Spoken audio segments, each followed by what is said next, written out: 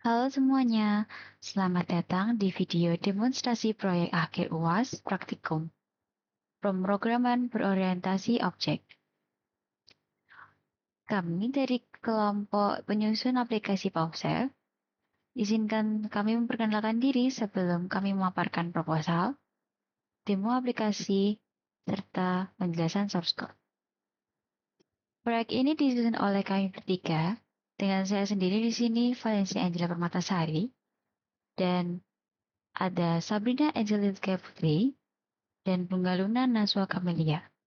Pemaparan proposal akan dilakukan oleh saya, kemudian demonstrasi aplikasi akan dilakukan oleh Bunga Luna, dan penjelasan source code akan dilakukan oleh Sabrina. Masuk ke bab 1 pendahuluan, aplikasi PAUSEF dilatar belakangi oleh masalah penyelamatan hewan peliharaan maupun liar yang terisolasi saat bencana banjir akibat tidak terkoordinasinya informasi di lapangan. Oleh karena itu, PAUSEF hadir sebagai sistem manajemen darurat bencana banjir berbasis desktop UI Java Swing dengan arsitektur MVC. Pada bab 2, spesifikasi dan fitur aplikasi. Manajemen data kami berpusat pada siklus CRUD laporan yang utuh, mencakup create input laporan baru, read tampilan visual Gtable, update status evakuasi, dan delay untuk mengarsipkan data. Kami juga mengintegrasi fitur konsultasi AI, chatbot berbasis Grok API menggunakan model Llama 3.3 70 dB Versatile sebagai asisten panduan medis darurat hewan secara real-time. Di bab 3 perancangan sistem, aplikasi ini menerapkan prinsip utama PBO secara ketat, seperti yang terlihat pada kelas diagram. Pertama, pada entitas hewan, terdapat interface dapat dievakuasi yang diimplementasikan oleh abstrak kelas hewan, lalu diturunkan ke subkelas kucing dan anjing melalui konsep inheritance dan polymorphism.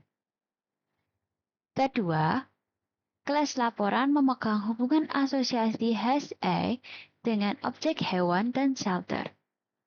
Kedua kelas model ini mengimplementasikan interface CSV serializable untuk persistensi data ke file CSV. Yang ketiga, pada entitas aktor, abstrak kelas pengguna diwariskan ke relawan dan admin yang terikat kontrak interface out untuk sistem login. Semua data ini dikelola secara terpusat dan real-time antar GFrame lewat kelas generik Data Manager T dan data global. Terakhir, pada bab 4 manajemen proyek, seluruh aktivitas pengerjaan kami dibagi secara paralel selama 3 minggu.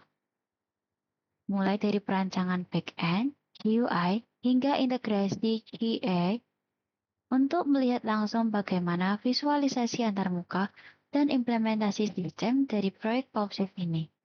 Dan sekian untuk pemaparan proposalnya. Di sini saya akan melakukan demo aplikasi PAUSEF di NetBeans. Yang pertama kita lakukan adalah membuka project. Kita klik open project, lalu kita pilih file PAUSEF, lalu open project. Jika sudah muncul, kita langsung dapat melakukan run F6 atau kita bisa klik icon panah hijau di sini yang bertuliskan run project. Kita klik, lalu di sini akan muncul tampilan PAUSEF login yang berisi username, password, dan hard role. Jikalau kita tidak mengisi username dan password langsung mengklik masuk, maka akan muncul pop-up login gagal yang dimana username dan password tidak boleh kosong. Lalu, jikalau kita mengisi password yang salah,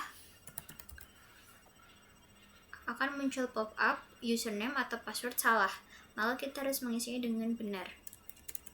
Karena di sini saya sebagai admin, maka saya login sebagai admin. Kita pilih admin lalu masuk. Akan muncul pop-up selamat datang admin, maka login sudah berhasil.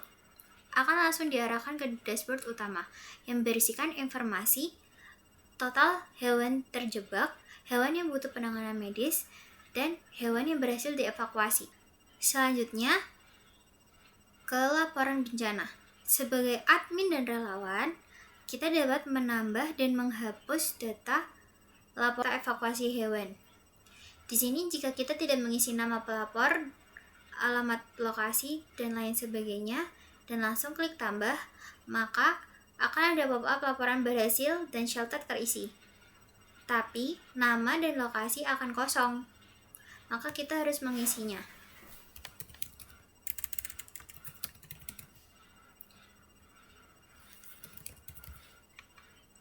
Kita pilih hewannya, saya pilih kucing, lalu pilih keadaannya, terselamatkan, dan pilih shelternya, lalu klik tambah. Maka akan muncul pop-up laporan berhasil, shelter TMC terisi. Dan data sudah keluar di tabel. Ini adalah dua data yang barusan saya input. Dan karena ini ada data yang tidak benar, saya ingin menghapus data, maka saya klik hapus data. Tidak bisa, akan muncul pop-up pilih data yang ingin dihapus. Kita harus pilih datanya dulu, baru kita pilih hapus data. Apakah Anda yakin? Karena saya ingin menghapus, maka akan saya pilih ya. Lalu akan ada pop-up data berhasil dihapus. Maka data sudah berhasil hilang dan di tabel sudah tidak ada data yang tadi saya hapus.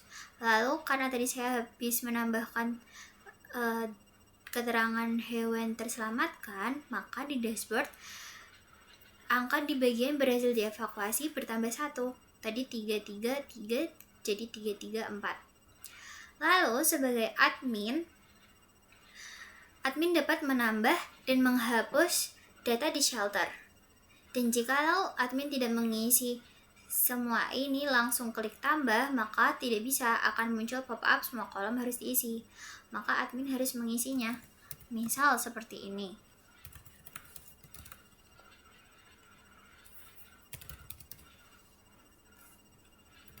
Lalu klik tambah, maka akan ada pop-up shelter tersimpan dan itu adalah keterangan data sudah berhasil tersimpan dan data sudah muncul di tabel. Dan jika admin ingin menghapus, sama seperti laporan bencana, admin tidak bisa langsung mengeklik hapus data. Di sini akan ada pop-up pilih datanya dulu baru bisa dihapus. Maka admin harus memilih datanya dulu. Ini adalah data yang barusan saya input dan klik hapus data, lalu akan ada pop-up yakin atau tidaknya lagi. Lalu saya pilih iya dan ada pop-up data shelter berhasil dihapus, maka sudah berhasil dihapus dan data sudah hilang dari tabel. Selanjutnya, admin dan relawan dapat melakukan dan menggunakan bagian Pause AI. Di sini, admin dan relawan dapat bertanya apapun. Misalnya, kirim. Langsung keluar jawaban dari pertanyaan admin. Oke, selanjutnya saya akan mendemonstrasikan sebagai relawan. Kita run dulu. Kita isi username-nya dengan relawan. Lalu masukkan password relawan dengan benar dan kita pilih role relawan. Klik masuk. Selamat datang relawan. Relawan sudah berhasil masuk. Apa perbedaannya tampilan untuk relawan dan admin? Seperti yang sudah saya sebutkan sebelumnya, perbedaannya ada di manajemen shelter. Sebagai relawan tidak dapat menambah dan menghapus manajemen shelter. Di sini keterangannya dan tampilannya tetap sama seperti admin. Lalu laporan penyerahan juga sama, sebagai relawan bisa menambah dan menghapus data laporan hewan yang sedang dievakuasi dan akan langsung terupdate di sini di dashboard. Lalu sebagai relawan tidak bisa menambah dan menghapus data di shelter. Sebagai relawan hanya dapat melihat data shelter dan hanya dapat merefresh data untuk just in case apabila admin setelah melakukan penambahan dan penghapusan data dan tidak terload di sini, jadi relawan dapat merefresh data. Dan selanjutnya, relawan juga tetap bisa menggunakan PaulSafe AI.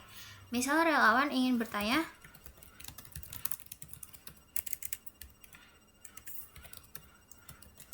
lalu klik kirim, akan muncul jawabannya langsung. Lalu relawan ingin bertanya lagi,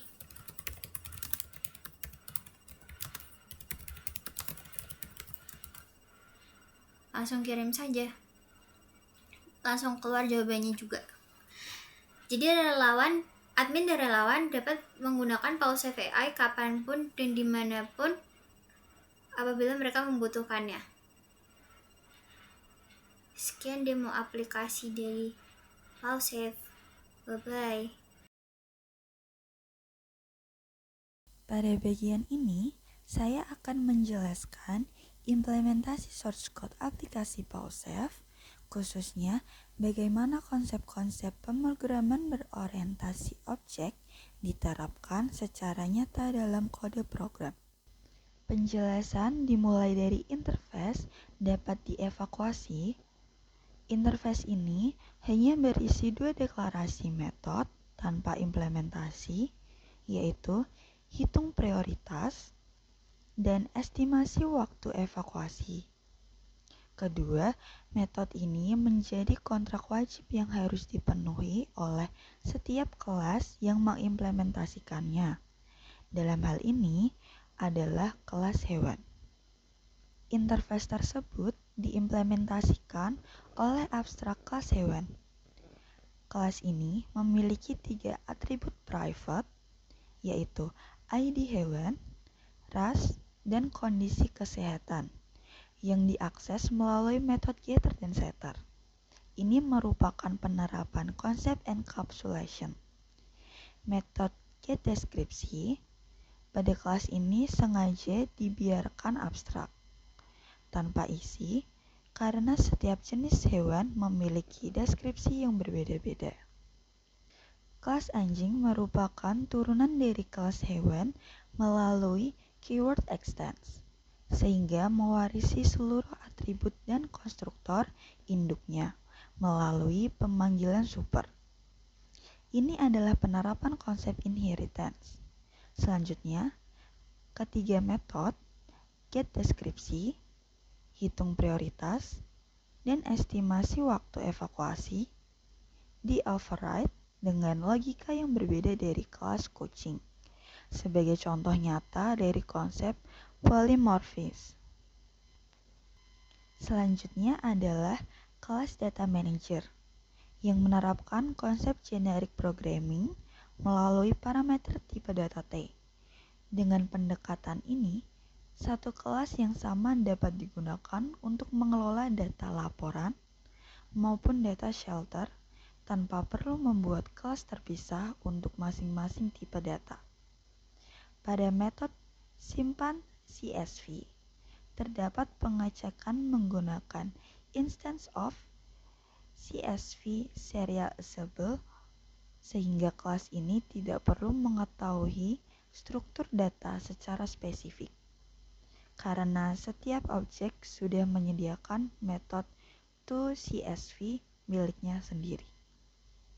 Dan ini merupakan implementasi integrasi kecerdasan buatan yang menjadi salah satu komponen penilaian pada tugas ini.